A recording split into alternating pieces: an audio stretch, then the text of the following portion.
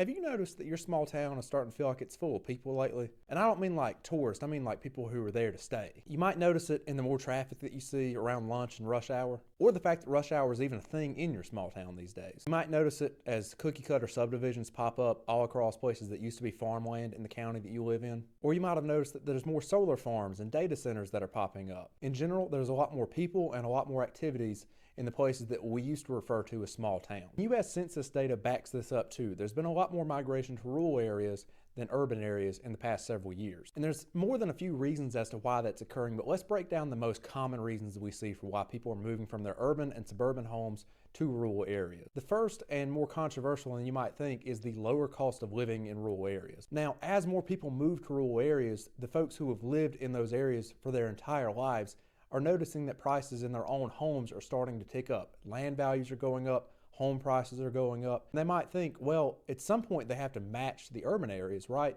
We're still a long ways from that occurring. It is still much cheaper to live in rural areas than urban and even suburban areas. A lot of this has also been spurred on by more work from home opportunities with various careers. Even if jobs aren't fully remote, then a lot of the times jobs are hybrid, meaning you only have to come in 1 or 2 days a week. And since you're only having to come in 1 or possibly 2 days a week, then you can afford to take a 2 or even 3 hour commute. It might not be what you want to do, but there's lots of folks who are making that decision for themselves.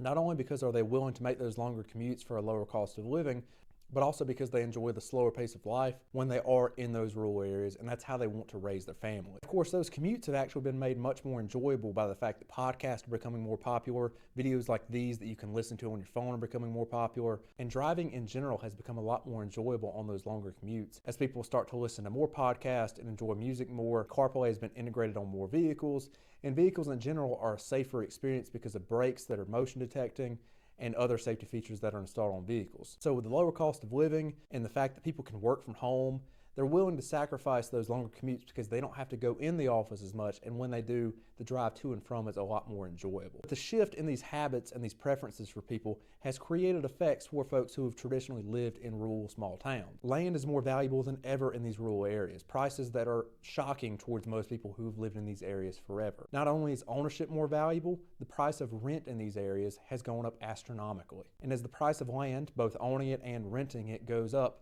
attracts certain levels of interest from real estate investors. In fact, this is one of the most common complaints that we see is these idle pieces of farmland getting picked apart by real estate investors who are to create either subdivisions that they sell out to individual single families or that they turn into multi-family complexes that they rent out over time. These idle pieces of farmland are often where families get the most caught off guard. And in comes the probate problem. Regardless of what state you live in, the tax assessor records for each county that you live in show who owns which piece of property. Now, when somebody passes away with land in their own name, that land goes from their name to the estate of that person according to the tax assessor records. And in order to go from the estate of that person to the next generation or to whoever they willed it to, it has to go through the probate court process. Now, I'm going to cover probate in greater detail in future videos, and I've covered it lightly in other videos, but in essence, probate court is essentially the process to ensure that land goes from one generation to the next. While that might sound simple,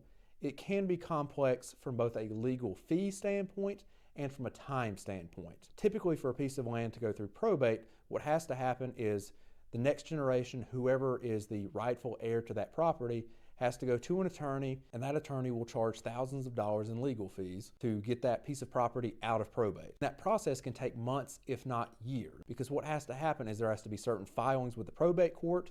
Oftentimes those filings have to be made public in the local newspaper. Those ads have to run for a certain amount of time in the newspaper, and then once those ads are up, there has to be additional filing. Now, bear in mind, what might be obvious here to some is this only occurs after a loved one has passed away. Typically speaking, most people's first thought after someone passes away isn't to immediately go see an attorney. And there's a lot of sticker shock that goes on when they see these attorneys because it can take lots of time for attorneys to go through this, and so they charge a pretty hefty fee for it. And so when the surviving family members who are in a state of grief go to an attorney and they say, hey, I want this done, and that attorney says, hey, it's going to be thousands, potentially tens of thousands of dollars, and it's going to take months, if not years, to get this out, a lot of families simply give up and don't ever do it. And this problem compounds on itself, and you start to have multiple layers of families not doing this across multiple generations. In fact, I had a potential client come in the other day and illustrate this problem perfectly unfortunately for him. So that potential client comes in, and he is a lifelong native of the town that we were in at the time, and he says that they have a family farm that has been in their family for generations. Unfortunately, they had not gone through the probate process since his grandparents. And so his grandparents were the titled owners, and then it went to the estate of his grandparents. And then after his grandparents passed away, it went to the estate of his grandparents. And then his parents passed away, and they had additional heirs. And his uncles and his aunts passed away, and they had additional heirs. And it got to the point where there were over 130 people who had an individual interest in this piece of property. And what had happened in the meantime was there was a real estate developer who had seen this on the tax assessor map. And he had noticed, according to the tax assessor records, that property had been under the estate of so-and-so for over 50 years. So using a public record search, nothing was unethical on part of the real estate developer here. He looks into the property, notices that person's passed away, that person's kids are passed away, and even some of that kid's grandkids are passed away at this point. And this is what led to over 130 different potential heirs for that property. They all owned 1/130th of this one property. And for reference, it was about 200 acres. Not a small amount, but not enough to split between 130 people and anybody get a reasonable amount out of it. And so that real estate developer, probably in a race with other real estate developers, starts calling those 130 people. And eventually one of them answers the real estate developer's calls. That person answers, and in this case, that person had literally never heard of this property before in their life. They didn't even know about it. And so you can imagine yourself getting a random phone call one day and saying, hey, I want to pay you some money to go through some probate process, and I'll pay for that probate process too, get it out of probate, and sign it off to me after we're done with it. Now, just to be clear, the real estate developer does end up paying everybody, but they pay pennies on the dollar because they're having to go through this full probate process that nobody else would have been willing to go through. When the potential client walked through my door, he was asking me to do that probate process, and I was having to explain to him that is so complex that only a few firms can do that, and they all work for the real estate developers at that level. And unfortunately, he did end up losing the family farm to become a real estate development because there were multiple generations of the family that simply never went through the probate process or planning their own estate. The real estate developer, as much as my potential client and that guy's neighbors didn't want to see that family farm get sold off, it was sold off because what happened was the real estate developer found one person who was willing to do it that was a rightful heir, made them become executor of the property, and when the executor took it to the probate court to get the family farm out of probate, it had been in probate for so long that this was the only way to get it out of probate. This is not that uncommon of an example. While factors may have changed that make people want to live more in rural areas between the cost of living and commuting being a more viable option for most families, the fact is that many family farms have sat in probate for a long time. Now, many aren't, and that's why we're seeing a big uptick in real estate development in rural areas and also in related fields like solar farms and data centers being built in these areas because they're large tracts of land that people can easily acquire if you have the experience in handling that level of probate work. One of the most common things that I see, and I'll probably make a separate video about this, is complaints to the local, county, or city government about this. Now, while I won't defend the government in all aspects of life, this is one where the local government really can't do much. After all, we do live in America. This is the land of the free. If somebody wants to do something with their property, they can do that. If somebody wants to try to buy property and they find a willing seller, they can do that. And that's exactly what happened in my potential client's case. A real estate developer wanted to buy the land.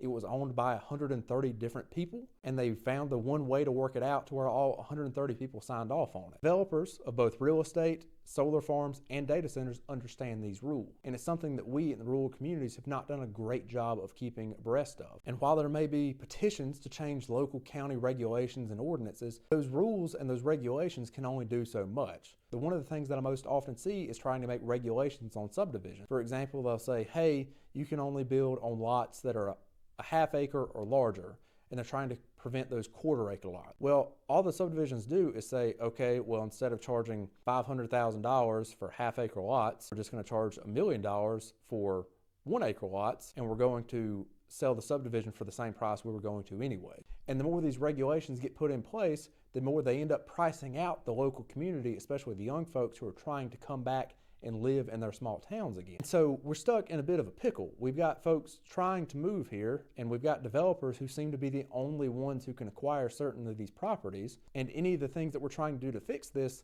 can inadvertently end up pricing out folks in our own community. So what do we do?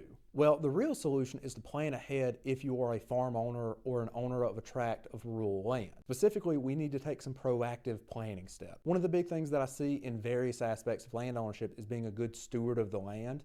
And that doesn't include making sure that it's environmentally taken care of. We also need to make sure that it's legally taken care of. Yes, that will involve some expense, but ultimately you're either going to pay the expense up front in ensuring that it doesn't go to probate, or you're going to pass that cost on to your kids or your grandkids, or even worse, further on down the line in probate expenses that at that time they might not be able to afford. At the end of the day, keeping things out of probate is the most cost-efficient way to ensuring land, or at least the wealth within that land, stays in your family. Fortunately, there is a very simple solution for most folks that I encounter in my private practice. That is the revocable trust, sometimes referred to as the revocable living trust, sometimes referred to as a living trust. Now, I've got other videos on exactly what a trust is, but essentially a revocable trust should be treated like a person. Whereas when you pass away, anything that's in your own name has to go through the probate process. If you pass away and your home and your farmland and any other land you own is in a trust, it won't go through the probate process. The major purpose of a revocable trust is to keep your land out of probate. Now, there's always some sticky considerations that people are worried about with the trust, and that's why the revocable trust is the best solution for most folks that I encounter. Because with a revocable trust, what happens is that you still own the land in the sense that you can buy more of it, you can sell what you have, and you can put more land into the trust or out of the trust. It's not like an irrevocable trust where you're stuck with it in the trust until you die. You can move things in and out of the trust during your lifetime without any special conditions. You don't have to go to a court to get approval. You still own it the same way. I'm going to cover in another video some misconceptions about trust, like how you own it and how things are really not any different than if you own it in your own name, but that's a topic for another day. The main purpose of this video is to show that with all these folks moving to rural areas, the real way to prevent your land from getting gobbled up in a cookie cutter subdivision or a solar farm or a data center is to put your land into a revocable trust or a similar situation that keeps your land out of probate. At the end of the day, you worked really hard for what you got, either working really hard to buy that land or you inherited it and you worked really hard to keep that land. And a trust is just another tool to ensure that that land, or at least the wealth that could come from a sale of that land, stays within your family. And it's not just a farm issue. A lot of times people own this land just because they want to live out of the way and not have to worry about neighbors or for whatever reason. But at the end of the day, it's yours. You should be able to keep it. And a trust is the key to making sure you get to keep it and you get to distribute it to who you want it to go to after you pass away. If you want to learn more about trust, my law firm puts out these videos on a regular basis so that clients can understand their rights and what tools are available to them to ensure the things they've worked for get to stay in their family. If you want to learn more about these things, feel free to check out my social media channels. We post about these things regularly. We also have a blog on my law firm website, so if you want to check that out, that'd be great. If you want to get in contact with me, the link to my law firm's website is in the description below, and you can check that out and hopefully learn more about how to keep your land in your family after you're gone.